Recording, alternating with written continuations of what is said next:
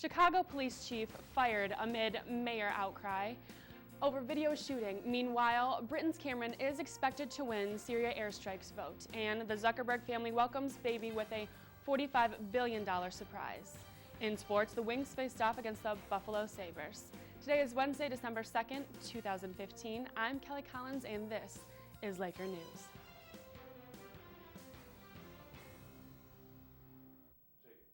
The head of the Chicago Police Department was fired Tuesday amid widespread criticism over how authorities responded to the fatal shooting of a black teenager by a white police officer last year. Mayor Rahm Emanuel said he formally asked Gary McCarthy, the Chicago Police Superintendent, for his resignation on Tuesday, a week after the video footage of the shooting was released and the officer was charged with murder. He has become an issue rather than dealing with the issue and a distraction, Emanuel said. He added that while he is loyal to McCarthy, whom he praised for his leadership of the department, the needs of the city are more important. Even as the embattled Emanuel dismissed his police superintendent and made other vows of increased police accountability, announcing a task force to review police oversight and expanded the use of body cameras, another Illinois official suggested that federal intervention was needed for the Chicago police. British Prime Minister David Cameron was expected on Wednesday to secure parliamentary backing for the country's military to conduct airstrikes against Islamic State targets in Syria. Lawmakers will hold a lengthy debate in the House of Commons before deciding whether to join France, Russia, and the United States in a bombing campaign against the militant group. The vote is due around 10 p.m. local time. British warplanes are already striking Islamic State targets in Iraq, but Cameron believes that by joining the U.S. coalition against ISIS, targets in Syria that the jihadist network terrorist capabilities will be further reduced.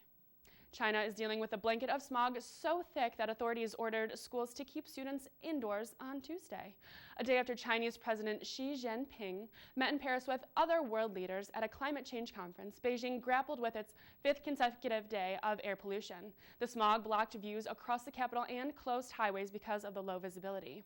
China, which emits 6 billion tons of greenhouse gases per year, is the largest producer of emissions in the world, according to Reuters. Two icons of Christmas will be illuminated Wednesday.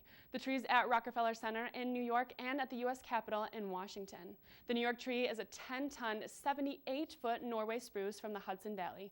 The annual tree lighting ceremony there attracts tens of thousands of spectators and is watched by millions more on television.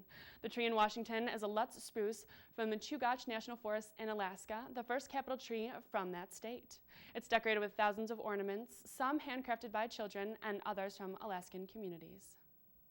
Researchers at the University of Washington have been investigating something unprecedented in the world of lasers: laser refrigeration.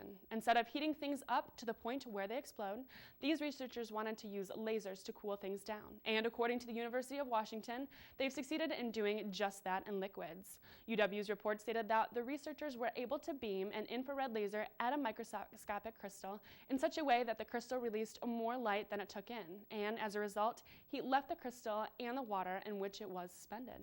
Ultimately, the researchers were able to cool the water by 36 degrees and use it to refrigerate saline solution and cell culture media.